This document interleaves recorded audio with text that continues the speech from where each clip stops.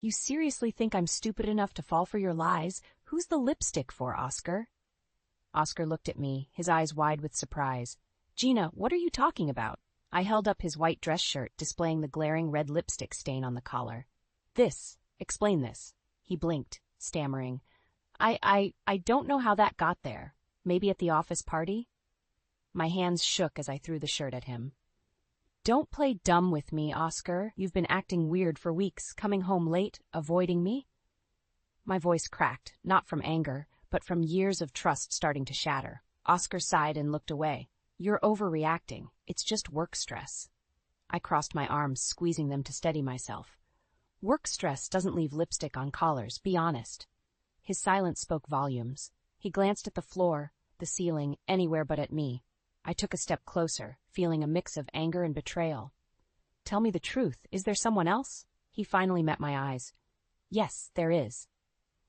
The room seemed to spin, and I grabbed the back of a chair to steady myself. How long? A few months, he admitted. I wanted to scream or cry, but instead I forced myself to stay calm. Who? Who is she? Her name is Rachel. She's younger, and she's been comforting during the rough times. His words felt like a knife twisting in my gut. Rough times? We've been handling everything together for 2 decades, Oscar. You never needed anyone else before. He shrugged, looking almost relieved to have it out in the open. People change, Gina. Needs change. Needs change? Is that all our marriage has become to you? A convenient arrangement? Oscar ran a hand through his hair. I'm sorry, Gina. I didn't mean for it to happen this way. But it did, I replied, voice firm. And now what? You want to leave? Throw away our life. He didn't answer. Confirmation enough. I felt a surge of anger and sadness. Fine. But don't think for a second this is over. Leaving him there, I grabbed my coat and yanked the door open. I'm going out. Don't wait up. Don't wait. As I walked out into the evening chill, the betrayal weighed heavy. But I refused to crumble. Oscar could go to his Rachel. I had better things to do. I had a family to think about and a future to protect. And that future did not include a cheating husband. As the days passed, my mind buzzed with the betrayal. Oscar's deceit was like an itch I couldn't scratch. I needed proof. Solid, undeniable proof. So I began to track him. Keeping to the shadows, I followed his car when he left the house late at night. One rainy evening, I watched from a distance as he parked at a cozy bistro downtown. My heartbeat quickened as a young woman approached his car. Rachel. I saw her laugh as Oscar kissed her cheek, then they walked hand in hand into the restaurant. They looked comfortable, like a couple in love. My grip tightened on the steering wheel. The next morning, I confronted him. Oscar, where were you last night? Working late, he said, not even glancing up from his coffee. Really? Because I saw you with her, with Rachel. His eyes finally met mine, hard and cold. So you're spying on me now? You left me no choice. How long are you planning to keep this up, Oscar? I demanded, my voice shaking with anger. He shrugged, indifferent. As long as it suits me. That night, I followed him again. This time, they went to a more intimate setting, a little jazz club. I stayed outside, snapping pictures with my phone, Oscar with his hand on the small of Rachel's back, the two of them sharing a knowing look. Each click of the camera felt like a small victory. The following day, I slammed the photo evidence on the dining table. Explain these. Oscar barely glanced at them. Gina, this is pointless. You knew this was happening. I deserve more than this, I retorted, my voice raw with emotion. You don't get to walk all over me and act like it's nothing. He stood up, towering over me. You deserve? You want to talk about what you deserve? You've always been so naive, Gina. Face it, this marriage is dead. I stared at him, feeling the walls closing in. This isn't over, Oscar, not by a long shot. As I left the room, my mind was already racing with plans. Divorce wasn't just a word, it was a weapon. I would gather every piece of evidence, every misdeed. He wouldn't get away with this, not without paying dearly. The next few days, I hired a private investigator. It wasn't just about Rachel. I needed to know every lie, every secret he'd hidden over the years. When the investigator delivered his report, I was both satisfied and sickened. Financial misdeeds, hidden accounts, and more affairs. Oscar was a mess, and now I held every piece of the puzzle. I confronted him one last time. I know everything, Oscar. This ends now, he sneered, his mask slipping. Do what you want, Gina. Just don't expect me to care. And with that, I was done. I walked away, fists clenched, heart aching. My fight had just begun, but I wasn't backing down. Not now, not ever. My hands trembled as I held the pregnancy test, watching the 2 pink lines appear with a clarity that left no room for doubt. Ignoring my racing heart, I gathered my resolve. Maybe, just maybe, this news could change things with Oscar. That evening, I prepared his favorite dinner, set the table, and waited. When Oscar finally walked in, he didn't even glance my way.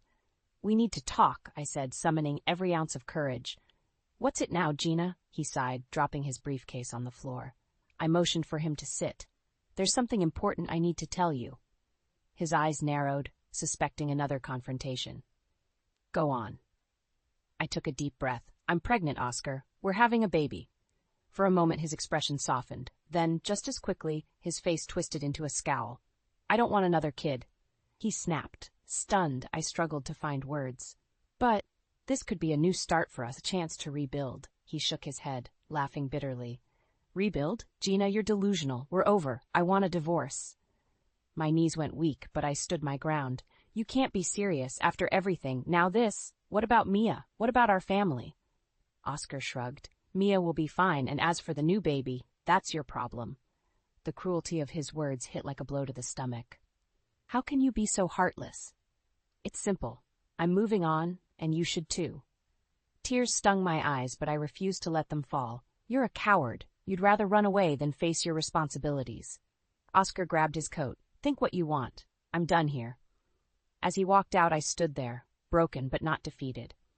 Deciding to divorce Oscar was wrenching, but my resolve only strengthened. Each step, every tearful night, I felt more determined. This man would not dictate my life any longer.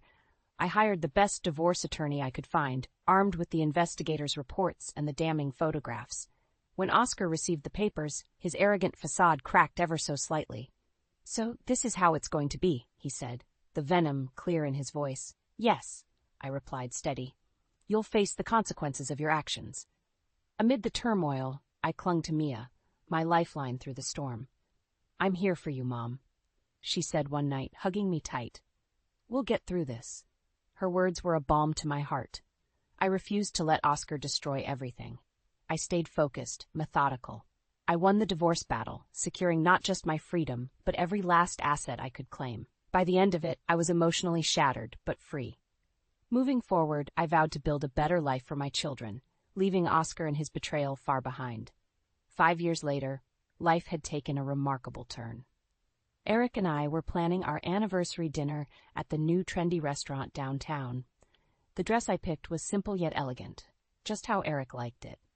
He walked into the room holding a small bouquet of roses. "Happy anniversary, Gina," he said, kissing me on the cheek. I looked at him and smiled. His kindness, his unwavering support were everything I had hoped for. "You always know how to make me feel special, Eric," I said, snuggling into his arms. Maya, now a confident 16-year-old, peeked her head into the room. "You two are so cute. Can I stay over at Jess's tonight?" "Fine, but don't be too late," I replied. "And don't forget your brother," Eric added, glancing at little Ben, who was engrossed in his toys. "We'll be back by 10. We arrived at the restaurant, and I couldn't help but marvel at how far I had come. My own insurance firm was thriving. Eric's steady presence had truly healed so many old wounds. As we sat down, the evening was poised to be perfect, until I heard his voice. "Gina, what a surprise." I turned to see Oscar standing there, smug as ever, with Rachel on his arm. Their daughter, Lily, played near their table. Eric squeezed my hand under the table. "Ignore him," he advised gently. Oscar approached, a smirk plastered on his face. "Fancy seeing you here. Who would have thought you'd be able to afford this place? Must be because of Eric, huh?" I felt the old anger rising, but kept my composure. "Nice to see you too, Oscar. Haven't you moved on yet?" "Just making conversation," he retorted. "Rachel, remember Gina?" The ex-wife who still hung up on ancient history. Rachel gave an awkward smile, clearly uncomfortable. "Of course. Nice to see you, Gina." Before I could respond, Ben squirmed in his chair. "Mommy, I want to play too," he said, eyeing Lily's toys. "Go ahead, sweetie," I said, watching Ben scamper over. Turning back to Oscar, I saw the gleam of mischief in his eyes. "Looks like our kids are getting along," he said pointedly. Eric leaned in. "Oscar, why don't you let us enjoy our evening?" "Oh, come on, Eric, I'm just saying hello." Oscar said, raising an eyebrow. So Gina, tell me, is Eric really good to you, or is he just a rebound? Eric stood up, facing Oscar. We are not playing your games tonight, Oscar. Oscar smirked and finally backed off. Have it your way. Just remember, Gina, people like you don't really change. I watched him walk away, feeling an odd mix of relief and rage. Eric sat back down, seeking my eyes. You okay? I nodded slowly. Yes. And no matter what he says, I have changed. For the better. As the evening continued, I let Oscar's words drift away, focusing on the warmth of Eric's touch and the bubbling laughter of our children. This was my life now, and no ghost from the past would take it away from me. At the restaurant, Eric and I tried to settle into our dinner after Oscar's intrusion. But the atmosphere had shifted. My eyes kept darting to where Oscar and Rachel were seated. Oscar, catching my gaze, sauntered over again. Well, don't you look happy? He mocked, a glass of wine in hand. I suppose even a second-rate life is better than nothing. Eric clenched his jaw but remained silent. I took a deep breath. We are happy, Oscar.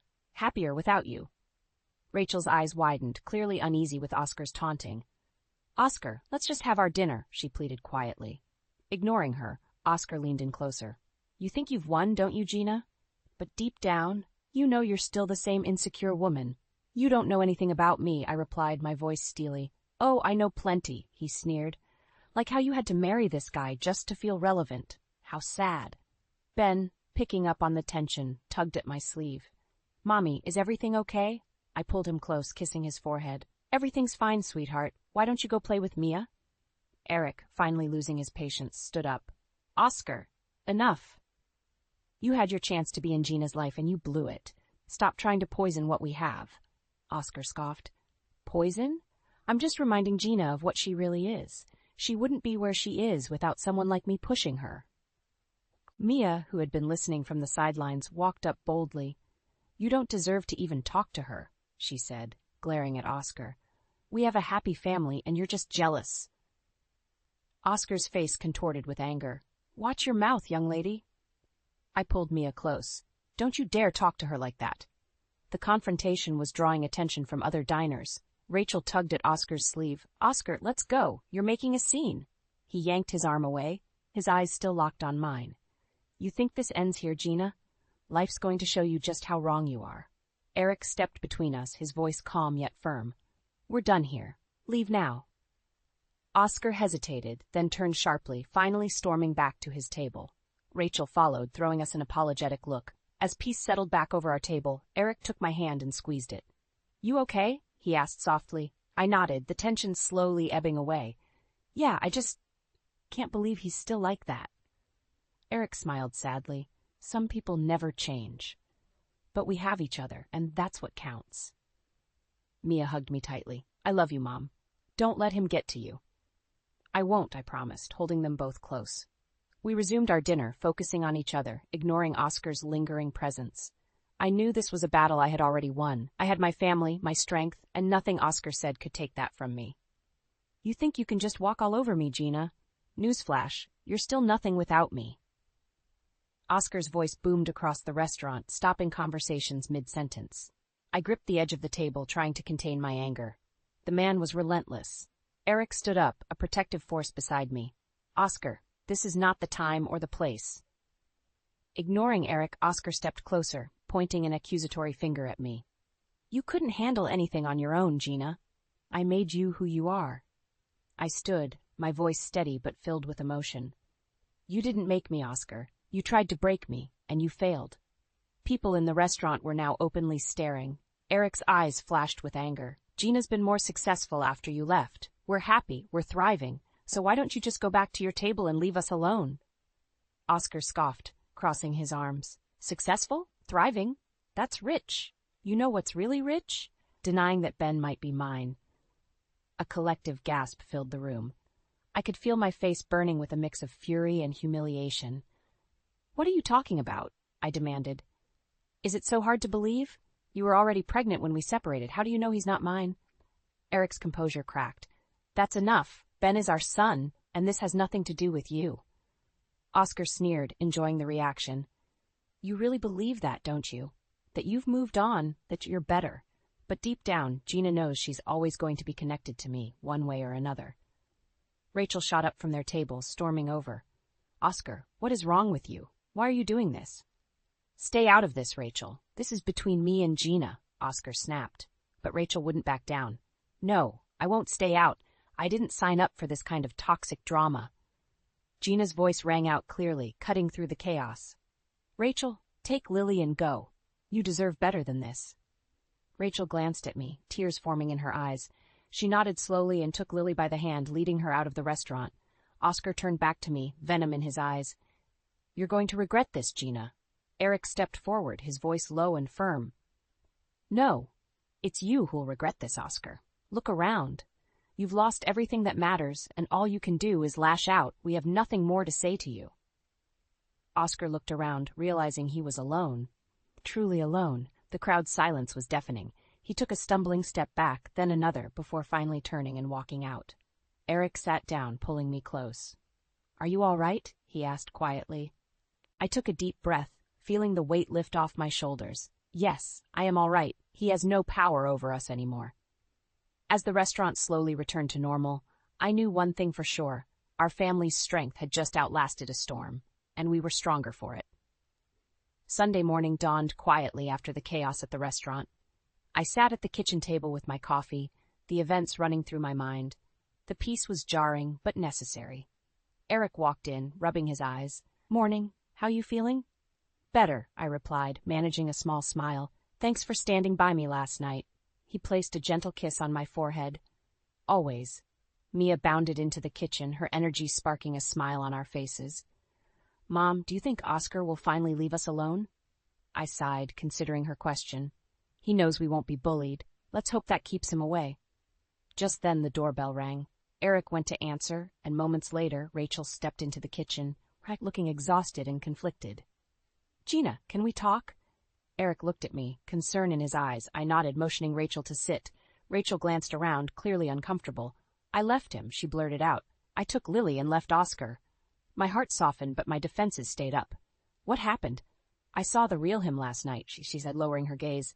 I had no idea how deep his cruelty went. Eric spoke softly. It takes courage to leave. Rachel looked up, tears welling in her eyes.